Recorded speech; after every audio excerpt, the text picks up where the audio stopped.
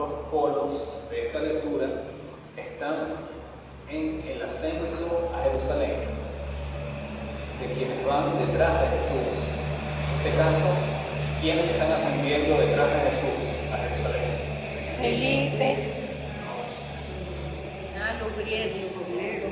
Unos griegos, unos ciertos griegos que estaban en el ambiente. Recordemos, la Jerusalén de los tiempos de Jesús es una de las grandes capitales del Imperio Romano. Es la gran capital del judaísmo. El judaísmo que tenía una gran atracción para muchas personas de otros pueblos. De hecho, en otras ciudades del Imperio Romano, ciudades grandes, importantes, como por ejemplo Alejandría de Egipto, al norte de Egipto, allí se había creado todo un movimiento de adeptos, seguidores al judaísmo, que no eran judíos ellos de nacimiento, no habían nacido de vientre judío, pero estaban muy interesados en conocer las tradiciones judías, eran los llamados prosélitos, los que iban acompañando a los judíos en sus celebraciones, participaban, conservaban sus tradiciones, aunque no fueran judíos. Estos judíos, por ejemplo, de esa ciudad de Alejandría, eran en su mayoría de origen griego. En muchas ciudades de Grecia también había interés por el judaísmo. En la misma Roma había una comunidad judía muy grande, muy importante, en la capital del imperio. Y la cultura de los griegos en ese momento tenía una influencia importantísima dentro del Imperio Romano. Roma era la capital política, Atenas se mantenía como la capital intelectual, la capital del conocimiento, del saber. Por tanto, cuando unos griegos piden ver a Jesús, se puede pensar muy bien que eran griegos que ya admiraban el judaísmo y que estaban subiendo a Jerusalén para celebrar la fiesta judía, la fiesta de la Pascua, pero que se habían interesado dentro de todo el panorama del judaísmo, ahora están interesados en ver a Jesús. Y es importantísimo este verbo que usa acá el evangelista Juan. Ellos quieren ver. El ver para Juan, dentro del Evangelio de Juan, es un verbo con una gran importancia, porque significa el participar, el entrar en la intimidad del misterio de Dios. Es más que un mirar hacia afuera, es un contemplar, es un entrar en ese misterio que se revela. Los griegos quieren ver a Jesús. Esto pudiera pensarse que sería una muy buena noticia, un éxito para la misión de Jesús, que ya no se limitaba al mundo judío, sino que se estaba expandiendo hacia otros pueblos. Recordamos cuando, antes de que comenzáramos la Pascua, leíamos un episodio en el cual había una crisis dentro de los seguidores de Jesús y que muchos empezaron a dejar a Jesús. ¿Se acuerdan de esto? En el capítulo 8 de San Marcos. Esa es la llamada crisis Galilea. Los primeros discípulos, los que habían participado en la multiplicación de los panes, recuerden, una cosa son los apóstoles y otra los discípulos. Todos los apóstoles son discípulos, pero no todos los discípulos son apóstoles. Discípulo significa seguidor. Todos los apóstoles son seguidores de Jesús, pero dentro de los seguidores había muchos, había cientos de personas. Después de que Jesús pronuncia el discurso del pan de vida, que les dice a la gente que acaba de comer los panes multiplicados, les dice que es necesario que coman su carne y beban su sangre, la gente se escandaliza y le dicen en un lenguaje muy duro, eso aparece en el Evangelio de Juan, capítulo 6, dicen: este hombre habla con palabras muy duras, y se apartan de él. Y Jesús le pregunta a los apóstoles, en este caso, ¿ustedes también quieren dejarme? Se ve que hay un disminuir de los seguidores de Jesús. Ahora pudiera pensarse en el capítulo 12 del mismo Evangelio de Juan, 6 capítulos después, de que está despuntando la misión por otra parte. Ya la misión que no fue acogida por los discípulos de origen judío empieza a captar el interés de otros seguidores, discípulos que suben también a Jerusalén detrás de Jesús, otros seguidores de otras denominaciones, de otros orígenes, en este caso del origen griego, griegos se hubieran interesado por Jesús era un éxito tremendo dentro del panorama cultural de esa época, porque los griegos eran los que marcaban la pauta cultural en todo el Imperio Romano y también fuera de él. Recordemos toda la influencia que ha tenido el pensamiento, la cultura griega hasta hoy en día, cuanto más en ese momento en el cual estaba en pleno apogeo. Quiere decir, hasta el saber racional, la filosofía, la ciencia, se pliegan y empiezan a seguir a Jesús. Jesús, humanamente, habría tenido todas las razones para deslumbrarse y mandar a buscar inmediatamente a esa gente, que vengan para acá, que vengan a escucharme, que me conozcan, que me toquen, que les levante un muerto, ¿qué hago para ellos? ¿No? Pero no, Jesús toma su actitud y pronuncia unas palabras completamente serían desconcertantes, porque no los toma en cuenta para nada, pareciera. ¿Y qué responde? ¿Qué responde Jesús ahí en el Evangelio? Ha llegado la hora de que el Hijo del Hombre sea glorificado.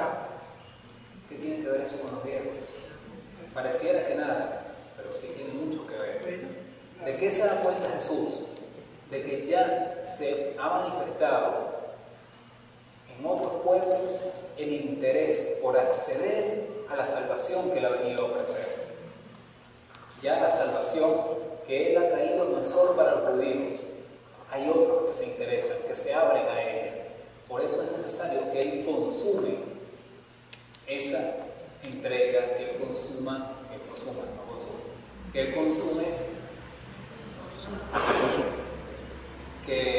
Él lleve a plenitud esa entrega, esa salvación. ¿Y dónde la va a consumar? ¿En qué momento? ¿De qué manera? Sanando a otros enfermos, resucitando a otros muertos, nada más. No, mucho más. Es necesario que el grano de trigo caiga en la tierra y muera. ¿Para qué? Para que dé abundante fruto. No basta con que esos 4, 10, 15 griegos que pidieron tocarlo, verlo, no basta con que ese solo grupo pueda acceder a Él. Ahora Él tiene que entregar su vida para dar muchísimo fruto. Por eso es que culmina esta perícopa, este trozo de todo el Evangelio de Juan, y culmina la perícopa que leemos este domingo con el anuncio de Jesús: cuando el Hijo del Hombre sea elevado sobre la tierra, atraerá a todos hacia sí.